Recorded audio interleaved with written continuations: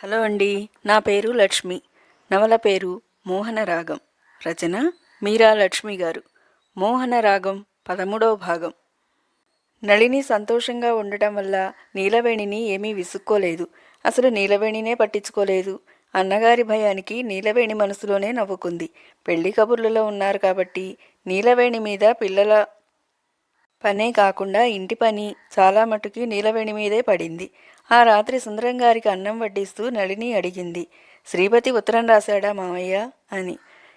ఎక్కడికి వెళ్ళినా కనీసం ఫోన్ చేయడు, ఇంక ఉత్తరం రాశాడా? ఇంకో 2 రోజులు చూసి నేనే వెళ్ళి తీసుకొస్తాను. మీ ఆయన ఎప్పుడొస్తాడు? 13వ తేదీకి వచ్చేస్తారు. 13ఆ? ఈరోజు ఎంత తారీఖు? 9, 10 అంటూ గౌరీకేసి చూశాడు. 9 మావయ్య, వినయంగా అంది గౌరీ. అయితే నేను రేపు చూస్తాను. శ్రీపతి రాకపోతే ఎల్లుండి బయలుదేరి వెళ్ళి 15వ తేదీకల్లా వచ్చేస్తాం అని గౌరీకేసి తిరుగుతూ అడిగాడు. నీకేం నగ కావాలే గౌరీ? నాకేం వద్దు మావయ్య, వెంటనే అంది గౌరీ. అదేమిటే తెల్లబోయాడాయన. ఈ రోజుల్లో నీ ఈడు పిల్లలు నగలు చీరలు అంటే పడి చచ్చిపోతారు. నీకేం వద్దంటావేమిటి? పోనీలే, వాడికిష్టమైతే తీసుకురమ్మంటాను. చీర మాత్రం నేనే సెలెక్ట్ చేస్తానమ్మా అన్నాడు. నీ ఇష్టం మావయ్య, గౌరీ అంది. నీ సెలక్షన్ ఎలా ఉంటుందో చూస్తాం అంది నళిని. మీరే చూస్తారుగా అన్నాడు. ఆయన భోజనం అయినా అక్కడ నుండి వెళ్ళిపోలేదు. మీరు కూడా తినేయండి అన్నాడు. నళిని కంచాలు పెట్టి వడ్డిస్తూ, బాబు అత్తయ్యని పిలు అంది.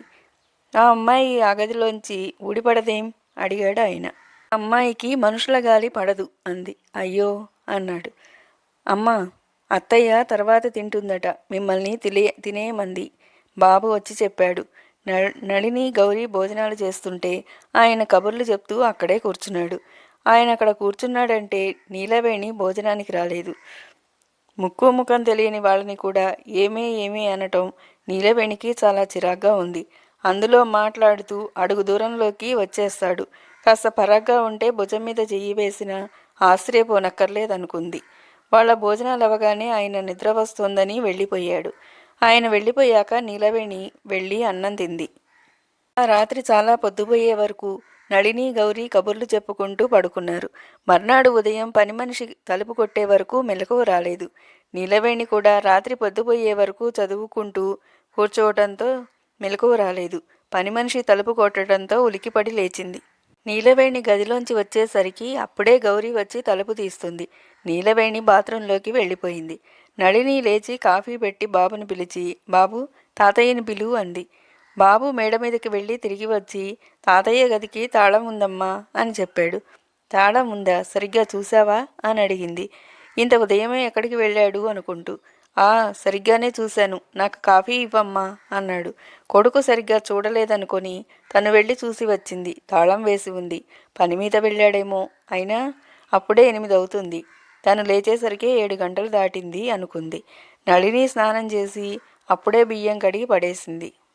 అంతలో ఎదురింట్లో అద్దెకుండే వాళ్ళ అబ్బాయి వచ్చాడు. ఆంటీ అమ్మ పిలుస్తుంది అన్నాడు. ఏం చేస్తుంది మీ అమ్మ అని అడిగింది కూరల బుట్ట తీస్తూ. పడుకుంది, నిన్ను అర్జెంటుగా రమ్మంటోంది.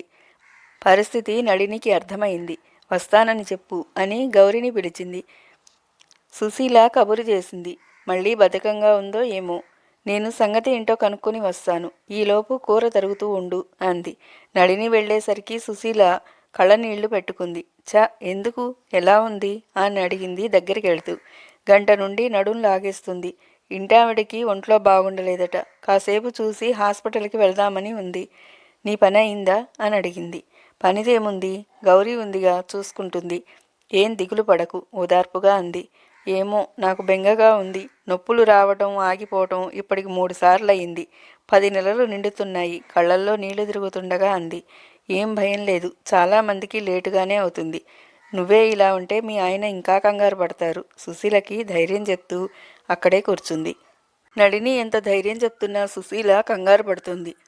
నళిని సుశీల భర్తతో అంది. సుశీల కంగారు పడుతుంది. హాస్పిటల్కి తీసుకెళ్తే మంచిదేమో. నేను వెళ్ళి ట్యాక్సీ తీసుకొస్తాను. మీరు శ్రమ అనుకోకపోతే మీరు కూడా రండి. ఆవిడ భయపడుతోంది అన్నాడు. నాకేం శ్రమ లేదు, వస్తాను, ఇంట్లో చెప్పేసి వస్తాను అని ఇంటికి వచ్చింది. గౌరీకి చెప్పి, నా కోసం కూర్చోవద్దు, భోజనం చేసేయి. శ్రీపతి వస్తే అప్పడాలు వడియాలు వేయించు. మావయ్య మధ్యాహ్నం వస్తాడో రాడో. గబగబా జడ అల్లుకుంటూనే అన్నీ చెప్తుంది. అన్నీ నేను చూసుకుంటాలే అక్క, నువ్వు నిశ్చింతగా వెళ్ళు, గౌరీ నవ్వుతూ అంది. నళిని వెళ్ళిపోయింది. గౌరీ కూని రాగాలు తీస్తూ నీలవేణి వంట చేస్తుంటే తను ఇల్లంతా నీటుగా సర్దింది. ఆ తర్వాత ఇప్పుడు శ్రీపతి వస్తే బావుండును అనుకుంటూ అతని రాకకి ఎదురు చూస్తూ కూర్చుంది. మధ్యాహ్నం 2 గంటల వరకు శ్రీపతి వస్తాడేమో, నీకోసమే కూర్చున్నాను భోజనం చేయకుండా అని చెబుదామనుకుంది. అతను రాలేదు. 2 గంటలకి లేచి భోజనం చేసి పడుకుంది. పిల్లలు వచ్చే వరకు లేవలేదు. గౌరీ లేచి కాఫీ పెట్టేసరికి సుందరం గారు వచ్చారు. ఆయన సంచి నిండా ఏవో తెచ్చాడు. బాబు, బేబీ, రండి రండి అంటూ ఉత్సాహంగా పిలిచాడు. పిల్లలిద్దరూ పరిగెత్తుకుంటూ వచ్చారు. వాళ్ళిద్దరికీ చాక్లెట్లు, బిస్కెట్లు ఇచ్చాడు.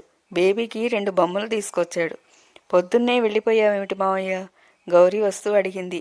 ఈ కష్టమంతా నీకోసమేనే గౌరీ. బావ వచ్చాడా అని అడిగాడు సంచిలోంచి పళ్ళు, స్వీట్లు తీస్తూ. రాలేదు మావయ్య. అక్కయ్య ఏది? గౌరీ చెప్పింది. ఎప్పుడొస్తుంది అంటూ తలెత్తాడు. ఏమో మరి. మంచినీళ్ళు కావాలా మావయ్య? నీ చల్లని చేత్తో ఇయ్యి. మంచినీళ్ళు తీసుకొచ్చిన గౌరీ, ఇవిగో ఈ పళ్ళు, స్వీట్లు లోపల పెట్టు అన్నాడు. ఇప్పుడెందుకు మావయ్య అనవసరంగా అంది. ఎందుకేమిటి? నువ్వు పరాయి దానివా, పిల్లలు పరాయి వాళ్ళ?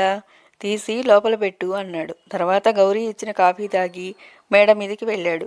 సాయంత్రం 6 గంటలవుతుంటే నళిని వచ్చింది. శ్రీపతి వచ్చాడా అని అడిగింది. రాలేదు, మావయ్య వచ్చాడు. పొద్దున్నే ఎక్కడికి వెళ్ళాట? పని మీద వెళ్ళాట. పళ్ళు, స్వీట్లు, బిస్కెట్లు తీసుకొచ్చాడు అని చెప్పింది. గౌరీ ఇచ్చిన కాఫీ తాగి మేడ మీదికి వెళ్ళింది.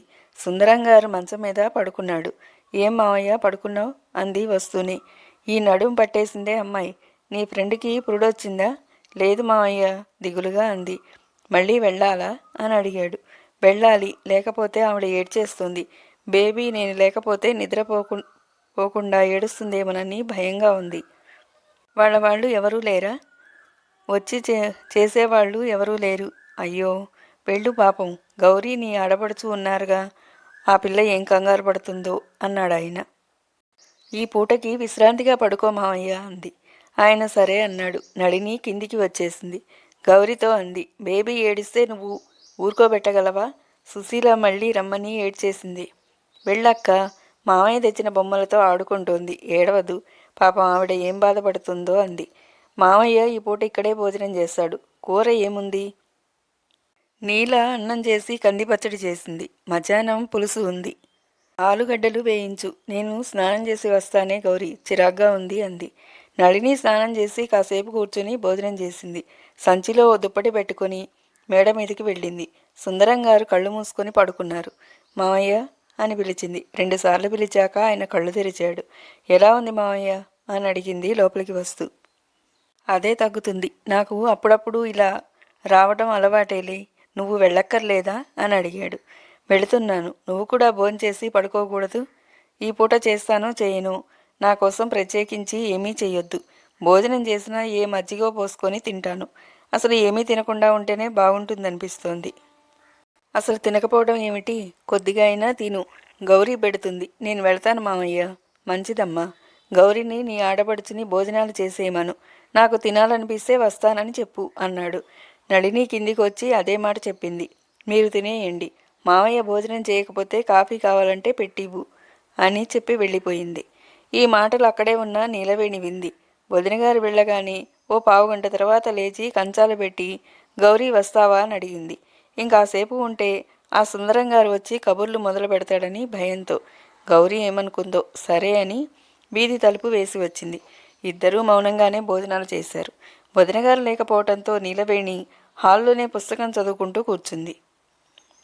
గౌరీ తన భావి జీవితం గురించి కలలు కంటూ చందమామ పుస్తకం పేజీలు తిప్పుతూ కూర్చుంది. పిల్లలు ఇద్దరూ పడుకున్నారు. రాత్రి 9 గంటలు దాటింది. నీలవేణి పుస్తకంలోంచి తల ఎత్తి చూసింది. గౌరీ చందమామ పేజీలో తిప్పుతోంది. గౌరీ సుందరం గారికి భోజనం పెట్టడానికే కూర్చుందని గ్రహించింది. అప్పుడప్పుడు జోగుతోంది. అమ్మాయి అంటూ తలుపు కొట్టాడు సుందరం గారు. గౌరీ లేచి వెళ్ళి తలుపు తీసింది. ఆయన లోపలికి వస్తూ మీ భోజనాలు అయ్యాయా అని అడిగాడు. అయ్యాయి మావయ్య. నీకు వడ్డించేయినా? పెట్టు అని నీలవేణి కేసి చూశాడు. ఏం పుస్తకం అది అని అడిగాడు. కథల పుస్తకం ముభావంగా చెప్పింది. రామయ్య వడ్డించేస్తాను అని గౌరీ లోపలికి వెళ్ళింది. ఆయన గౌరీ వెనకాలే వెళ్ళాడు. నీలవేణి లేచి గదిలోకి వెళ్ళిపోయింది. ఆయన కంది పచ్చడి బాగుందని తిన్నాడు. నువ్వే చేశావా అని అడిగాడు. నీల చేసింది. ఆ అమ్మాయికి వంట కూడా వచ్చా? వచ్చనుకుంటా, కొంచెం వేపుడు వేసుకో మావయ్య అంది. ఆయన సుష్టుగా భోజనం చేసి త్రేనుస్సు అన్నాడు. మజ్జిగ అన్నం తిందామని వచ్చిన వాడిని సుష్టుగా భోజనం చేసేలా చేశావు. గౌరీ నవ్వి ఊరుకుంది. తర్వాత ఒక్కపొడి భరిణి అందించి ఆయన తిన్న కంచం తీసి గిన్నెలు సర్దుకోసాగింది. గౌరీ తలుపేసుకో వెళ్తాను అన్నాడు. సరే, తలుపులు దగ్గరగా లాగి వెళ్ళు అంది. ఆయన హాల్లోకి వెళ్ళి మళ్ళీ వెనక్కి తిరిగి గుమ్మం వరకు వచ్చి అడిగాడు. గౌరీ, అయోడెక్స్ కానీ అమృతాంజనం కానీ ఉందా? అన్నం గిన్నెలు సర్దుతున్న గౌరీ నిటారుగా నిలబడింది. అమృతాంజనం ఉంది, అయోడెక్స్ ఉందో లేదో చూస్తాను మావయ్య అంటూ చేతిలోని పని ఆపి వచ్చింది. ఆయన పర్వాలేదులే, పని చేసుకో అన్న గౌరీ పర్వాలేదని గదిలోకి వెళ్ళి అల్మరా తెరిచింది. అమృతాంజనం కానీ అయోడెక్స్ కానీ కనపడలేదు. విక్స్ కనబడింది. విక్స్ ఉంది మావయ్య అంది. నడు నొప్పికి విక్స్ పనిచేయదమ్మా, అయోడెక్స్ నాకు బాగా పనిచేస్తుంది.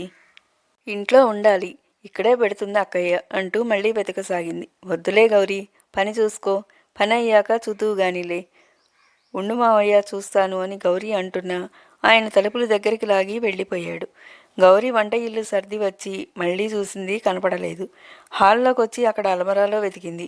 అక్కడ సీసాల దగ్గర కనపడింది. ఆ సీసా తీసుకొని సుందరం గారికి ఇవ్వడానికి మేడ మీదికి వెళ్ళింది. గౌరీ వెళ్ళేసరికి ఆయన మంచం మీద కూర్చున్నాడు. మనిషి అదోలా కనపడ్డాడు. నడుము బాగా నొప్పిగా ఉన్నట్టుంది అనుకుంది గౌరీ. గౌరీ గుమ్మం దగ్గర నిలబడి, మావయ్య ఇదిగో అయోడెక్స్ అంది. గౌరీ రావటం ఆయన చూడలేదు. గౌరీ గొంతు వింటూనే ఉలికిపాటుగా తలెత్తి చూశాడు. గౌరీ గుమ్మంలో నిలబడింది, చేత్తో సీసాతో. ఆయన గౌరీ కళ్ళల్లోకి చూశాడు. ఆ ముఖం చాలా నిర్మలంగా నిశ్చింతగా ఉన్నట్టు కనపడింది. తను ఈ ఊరు వచ్చినప్పటి గౌరీకి ఇప్పటి గౌరీకి చాలా మార్పు వచ్చినట్టు ఎప్పుడో గ్రహించాడాయన. అప్పుడు చాలా దిగులుగా, చిరాగ్గా, అసహనంగా ఉండేది. ఇప్పుడు గట్టెక్కిన నిశ్చింత ఆ కళ్ళల్లో ఉంది. మావయ్య అంది ఆయన మాటా పలుకు లేకుండా చూడటంతో. దొరికిందా, మొత్తానికి సాధించావు. ఈ రాత్రి ఈ నడునొప్పితో ఎలా చావాలా అని దిగులుగా కూర్చున్నాను. నిజంగా నా పాలిట వరాలిచ్చే దేవతలా తీసుకొచ్చావు. నీ రుణం తీర్చుకోలేనిది ఇలాతే అంటూ చేయి చాపాడు. అవేం మాటలు మావయ్య, ఈ మాత్రానికేనా అంటూ లోపలికి వచ్చింది. ఆయన చేతిలో సీసా పెట్టింది. ఆ సీసా అందుకుంటూ కూర్చో గౌరీ అన్నాడు. పర్వాలేదు మావయ్య అంది గౌరీ కూర్చోకుండానే. నీల పడుకుందా అని అడిగాడు. సీసా మంచం పక్కగా స్టూలు మీద పెడుతూ. పడుకున్నట్టుంది. అలా ఉన్నావేంటి మావయ్య? బాగా నొప్పిగా ఉంటే డాక్టర్ దగ్గరికి వెళ్ళి చూపించుకోలేకపోయావా అంది. ఈ నడు నొప్పి చంపేస్తుంది, ఏమీ అనుకోకుండా అయోడెక్స్ కాస్త రాస్తావా అని గౌరీకేసి చూశాడు. గౌరీకి మొహమాటంగా అనిపించింది. రాయనంటే ఏమనుకుంటాడోనని భయంగా అనిపించింది. ఏం చేయాలో తెలియక సందిగ్ధంగా నిలబడిపోయింది. వద్దులే గౌరీ, రేపు బాబు చేత రాయించుకుంటాలే. ఈ రాత్రికి ఎలాగో అలాగా భరిస్తాను, వెళ్ళు అన్నాడు మంచం నుంచి లేచి నిలబడబోతూ. అలా నిలబడుతున్నప్పుడు అబ్బా అంటూ నడుము మీద చేతులా నుంచుకుంటూ మళ్ళీ కూర్చోబోతూ ముందుకు తూలాడు. మావయ్య అంటూ దగ్గరకొచ్చి ఆయన పడిపోకుండా పట్టుకుంది గౌరీ. తెలతెలవారుతుండగా నళిని వచ్చింది.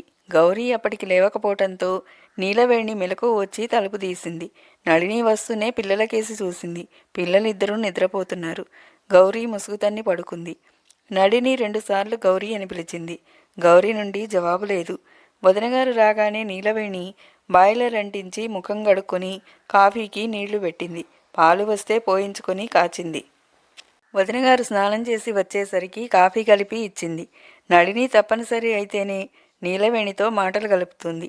ఇప్పుడు అలాంటి అవసరం ఏం లేదు కాబట్టి ఇద్దరి మధ్య మాటలేం జరగలేదు. ఇద్దరూ మౌనంగానే కాఫీ తాగారు. వదినగారు వచ్చింది కాబట్టి నీలవేణి మళ్ళీ పడుకోకుండా బాయిలర్ అంటించి కాఫీ పెట్టింది కానీ రోజు అంత పెందరాడే లేవదు. అప్పుడు చేసే పని లేకపోవటంతో క్రితం రోజున పేపర్ చూస్తూ హాల్లో కూర్చుంది. రాత్రి సరిగ్గా నిద్రలేని నళిని పిల్లల పక్కన పడుకుంది. కొంతసేపటికి నిద్రలోకి జారిపోయింది. మళ్ళీ మెలకు వచ్చేసరికి 8 అయిపోయింది. ఉలికిపడి లేచి కూర్చుంది. పక్కన పిల్లలు లేరు. గౌరీ ఇంకా లేచినట్లు లేదు. ఒంట్లో బాగుండలేదా అనుకుంటూ గౌరీ మంచం దగ్గరికి వెళ్ళి దుప్పటి తొలగించింది. గౌరీ పూర్తిగా దిండులో ముఖం దాచుకుని పడుకుంది. ఒళ్ళు తాకి చూసింది. మామూలుగానే ఉంది. గౌరీ అంటూ కుదిపింది. గౌరీ పలకలేదు, కళ్ళు తెరవలేదు. గౌరీ అంటూ ముఖం మీద ఉన్న చేయి తొలగించి తెల్లబోయింది. కళ్ళు ముఖం ఉబ్బి ఉన్నాయి. నళిని గౌరీ ముఖం తన వైపు తిప్పుకుంటూ ఏమిటే అంది. గౌరీ అక్కగారిని పట్టుకుని నిశ్శబ్దంగా రోధించసాగింది. నళిని హడిలిపోయింది. ఏమిటే గౌరీ, ఎందుకు కంగారుగా అడిగింది. గౌరీ చెప్పే స్థితిలో లేదు. అక్కగారి చీర కుచ్చిళ్లలో ముఖం దాచుకుని వెక్కి వెక్కి ఏడుస్తుంది. నళినికి కాళ్ళు చేతులు ఆడటం లేదు. గౌరీ పట్టు విడిపించుకుని వెళ్ళి గది తలుపులు లోపల గడియ వేసి వచ్చింది. గౌరీ పక్కన కూర్చుని మోకాళ్లలో తలదూర్చుకుని కూర్చున్న గౌరీ తల మీద చేయి వేస్తూ ప్రేమగా అడిగింది. ఏమిటి గౌరీది, నాతో చెప్పవు అని. గౌరీ నోట వెంట మాటే రావటం లేదు. తెరలు తెరలుగా దుఃఖమే వస్తోంది. ఏమైంది గౌరీ, బావ రాలేదనా? నళినికి హఠాత్తుగా గుర్తుకొచ్చింది.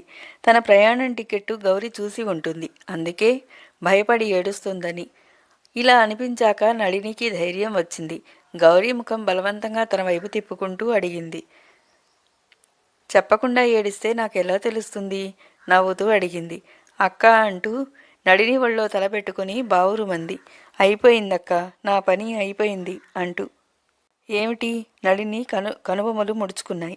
అసలేం జరిగింది? ఎందుకు ఏడుస్తున్నావు? ఎంత ఆలోచించినా నళినికి కారణం తెలియటం లేదు. వెక్కుతూ గౌరీ సంగతి చెప్పేసరికి నళిని కొయ్యబారిపోయింది. ఆ అంటూ నోరు అలాగే తెరిచి ఉండిపోయింది. నేను చచ్చిపోతానక్క, నేను బ్రతకలేను. గౌరీ ఏడుస్తుంది. నళిని తెలివిలోకి వచ్చింది. ష్, అవతల నీల ఉంది, పిచ్చి పిచ్చిగా మాట్లాడకు. అసలు నువ్వు 4 తన్ని తోసేసి రావద్దు అంది. గౌరీ గట్టిగా ఏడ్చింది. కొట్టడానికి నా చేతులు నా స్వాధీనంలో ఉంటేగా. నోటితో కరిచాను, నోరు నొక్కేశాడు. తర్వాత కళ్ళబొల్లి ఏడుపు ఏడిచాడు. నడునొప్పి భరించలేక కొంచెం తాగాడట. ఒళ్ళు తెలియలేదట. అసలు ఇలాంటి సమయంలో నువ్వెందుకొచ్చావంటూ నన్నే నిలదీశాడు. నువ్వు నీలవేణి వెళ్లే వరకు బయటికి రాకు అని లేచి విసురుగా మేడ మీదకి వెళ్ళింది. గుమ్మానికి తాళం కప్ప వెక్కిరిస్తూ కనపడింది. నళినికి పిచ్చి కోపం వచ్చింది. ఎక్కడికి పోతావు? ఎన్నాళ్ళు పోతావు? తాళం కప్పకేసి చూస్తూ పళ్ళ బిగువున అరిచినట్టుగా అంది. ఆ తాళం కప్ప నళినికి జవాబు ఇవ్వలేదు. అలా వెళ్ళిన సుందరంగారు గాని, అంత క్రితం కోపంతో వెళ్ళిపోయిన శ్రీపతి గాని రాలేదు. క్యాంపుకెళ్ళిన ప్రభాకరం వచ్చాడు. ఇంటి వాతావరణం ఎలా ఉందో అనుకుంటూ వచ్చాడు. ఇల్లు చాలా నిశ్శబ్దంగా, అసలు ఇంట్లో ఎవరూ లేనంత నిశ్శబ్దంగా ఉంది. నాన్న అంటూ పిల్లలు కాళ్ళకు చుట్టేశారు. అప్పుడే బాత్రూంలోంచి వచ్చిన నీలవేణి ఎంతసేపు అయిందన్నయ్య అంటూ పలకరించింది. ఇప్పుడే వచ్చానమ్మా అన్నాడు. చెల్లెలు నవ్వుతూ ఉంది. అంటే ఇంట్లో అంతా సవ్యంగానే ఉందన్నమాట అనుకున్నాడు. అతను లేచి గదిలోకి వచ్చాడు. అక్కడ భార్య లేదు. వంటగదిలోకి వచ్చాడు. నళిని అని పిలిచాడు. పనిచేస్తున్న నళిని తల ఎత్తింది. వచ్చారా అంది. భార్య చాలా నీరసంగా కనబడటంతో అలా ఉన్నామే అని అడిగాడు. ఎలా ఉన్నాను? కాఫీ తీసుకొస్తానుండండి అని కాఫీ కలపసాగింది. అది గౌరీని పంపించేస్తానన్నందుకు కోపం అనుకున్నాడు ప్రభాకరం. కాఫీ తీసుకొచ్చిన భార్యని గౌరీ కనపడదేం అని అడిగాడు. జ్వరం. ఎప్పటి నుండి అని అడిగాడు. 2 రోజుల నుండి. డాక్టర్ దగ్గరికి తీసుకెళ్ళావా? ఆ. ప్రభాకరం కాఫీ తాగాక గౌరీ దగ్గరికి వచ్చాడు. గౌరీ అని పిలిచాడు. గౌరికి ఎవరు పలకరించినా ఏడుపు వస్తుంది. ఎలాగో ఆపుకుంది. ఎలా ఉందని అడిగాడు. ఈ పూట తగ్గిందని మెల్లగా చెప్పింది. బయటకు వచ్చిన ప్రభాకరం భార్యతో అన్నాడు. 2 రోజుల జ్వరానికి అలా అయిపోయిందేంటి? నళిని మాట్లాడలేదు. తరువాయి భాగం మరో వీడియోలో. మా వీడియో మీకు నచ్చినట్లయితే లైక్ చేయండి, షేర్ చేయండి, కామెంట్ చేయండి, అలాగే సబ్స్క్రైబ్ చేయండి. Thank you all.